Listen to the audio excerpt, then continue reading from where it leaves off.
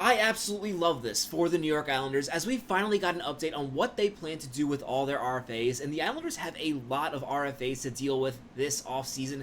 On this episode of Islanders Digest, we're going to be talking about a few that really don't get as much attention as the rest, but I do think these players can make a big impact on the Islanders next season, and I'm really excited to see what happens with them once the Islanders lock them up on their next contract. Now, before we get to that, we notice that 65% of you who watch these videos have not yet subscribed to the channel. So if you're an Islander fan, you want more Islanders content just like this, what are you waiting for? Hit subscribe. It's free. Now let's get into talking about these RFAs. And first of all, we have an update that the Islanders are expected to qualify all their RFAs on the team this year. In fact, with the rising cap, it actually seems like only 3 players in the entire NHL who are RFAs are not going to get qualified, and that is Cody Glass from the New Jersey Devils, Philip Kurashev from the Blackhawks, and Klim Kostin from the San Jose Sharks.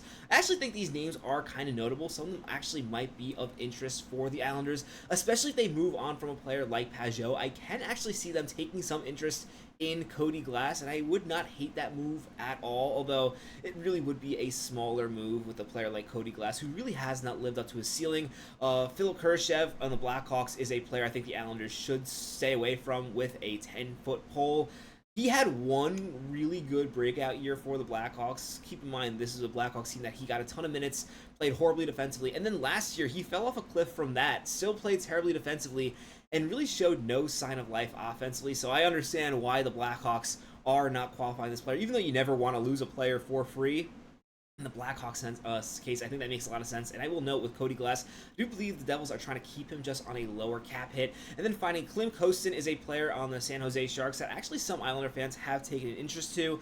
He's a player that's supposed to be a bigger, tougher player to play against. My issue with him is if you watch him play, he looks like he does not belong on the NHL. And the fact that the Sharks don't think he's worth keeping around really tells you all you need to know about this player. But more notably from this announcement that no NHL, other than these 3 players, no players are expected not to get qualifying offers.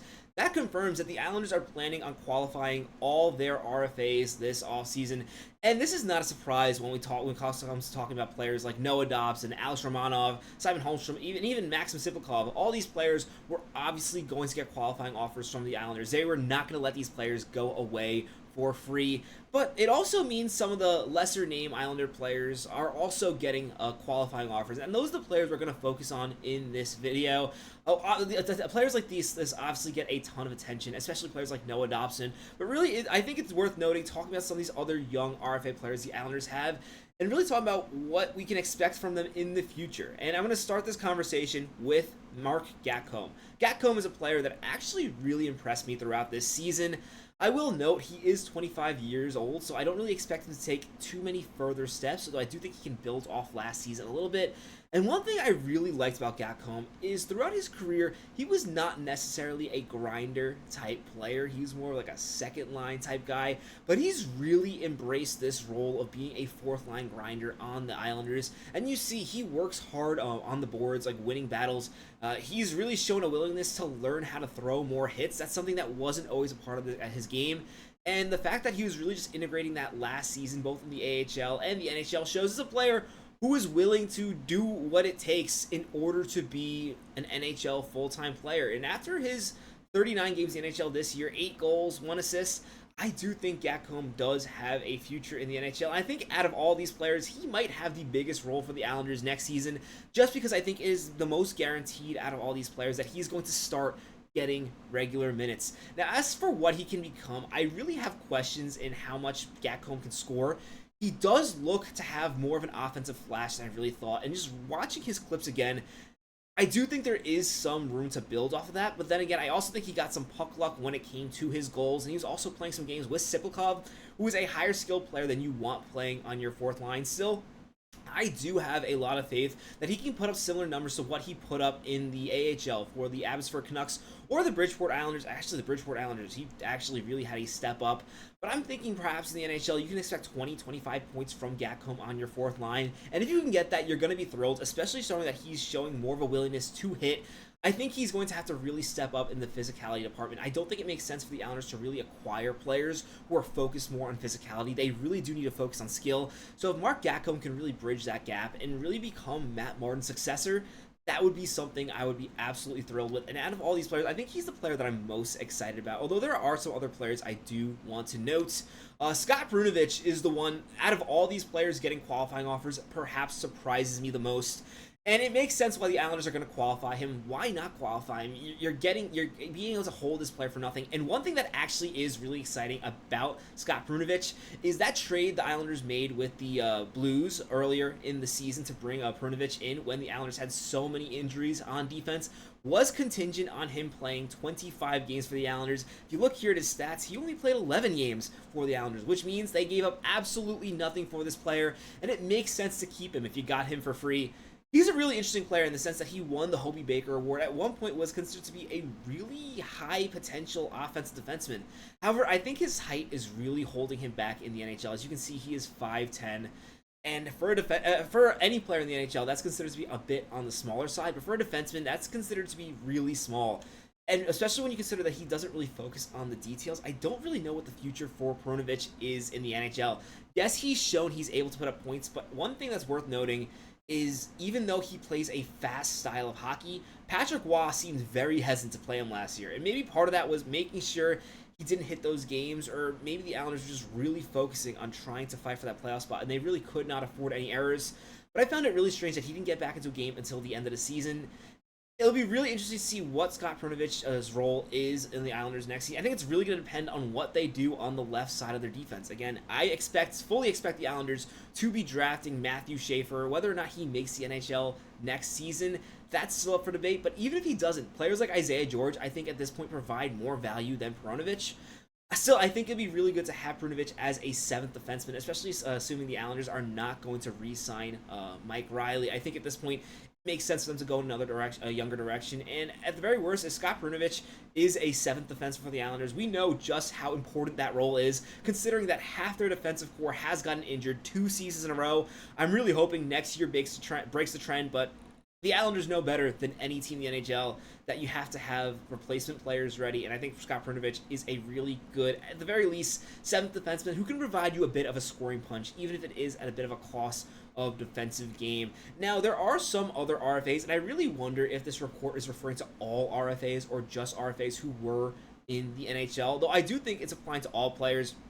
Ruslan Ishakov is a player that the Islanders are obviously going to extend a qualifying offer to. He probably is not going to return because if he accepts a qualifying offer, he probably knows he's going back to the AHL. And it seems like he wants to play pro hockey at this point. He's currently playing in the KHL. But I will note the Islanders have his rights for the next really 4 seasons. So even though he is, actually 5, so even though he is playing in the KHL, I really don't see this as an issue for the Islanders. If he ever becomes into something that is worth playing in the NHL, then the Islanders control his rights. And if not, then even though it probably didn't work out for the Islanders, considering he only played 1 game and then I think 2 games in the playoffs, I think he was still worth what where he was picked in the second round, and we'll see what happens with him. Adam Beckman is definitely an interesting case. Obviously, I think he's going to get extended.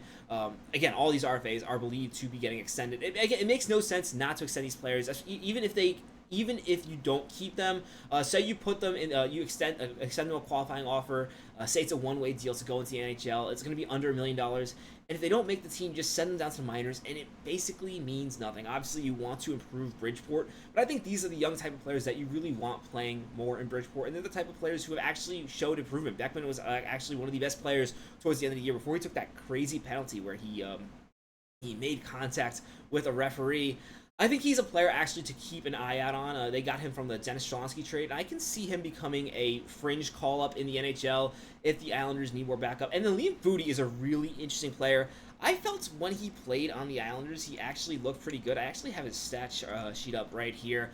Obviously, he's been a journeyman in the NHL. I don't think he has anything near what his potential was when he was picked in the first round, 18th overall. But looking at his speed, I think there's something there, and I found it really interesting that the Islanders didn't give him a longer look when he first came up.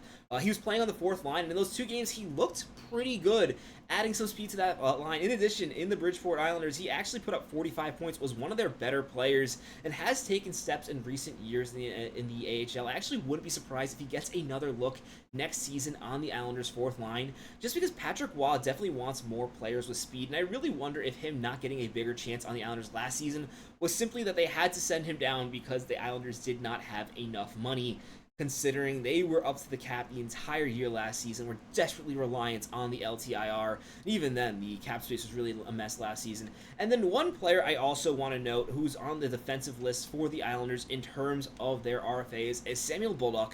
And this is the player who, out of all these players, I thought perhaps would not get a qualifying offer just because it's been so confusing with Bolduc. This is a player who 2 years ago I really felt was going to become at least a third pair defenseman on this team. His height at 6'4" is really good, even though he does not use it enough.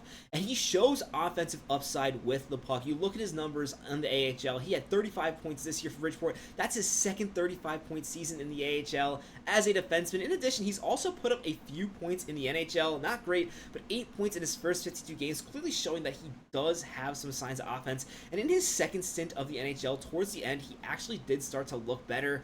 And then last year, he played one game and instantly got on Patrick Waugh's bad list. He looked bad, and Patrick Waugh sent him down to the Shadow Realm, and we haven't seen from him since. It'll be interesting to see if Samuel Bolduc gets another crack at the NHL this season, or if perhaps he's involved in trades. I feel like there's still value with this player. Again, putting up 35 points in the AHL as a defenseman, that is not easy to do. I don't think you're going to get a big return, but perhaps you can trade him for either a struggling forward, or maybe you add him as a little fill-in in a trade where you're trying to get a bigger piece. It'll be interesting what they do with Samuel Bolduc, but let me know what you think about all these players. Which of these players are you most excited to see on the Islanders next season, and which one do you think has the highest potential? I'd love to know your thoughts on this in the comments below. Of course, as always, if you haven't already, what are you waiting for? Subscribe to the channel. My name is Patrick Nilan. Catch you on the next episode of Islanders Digest. Let's go, Islanders!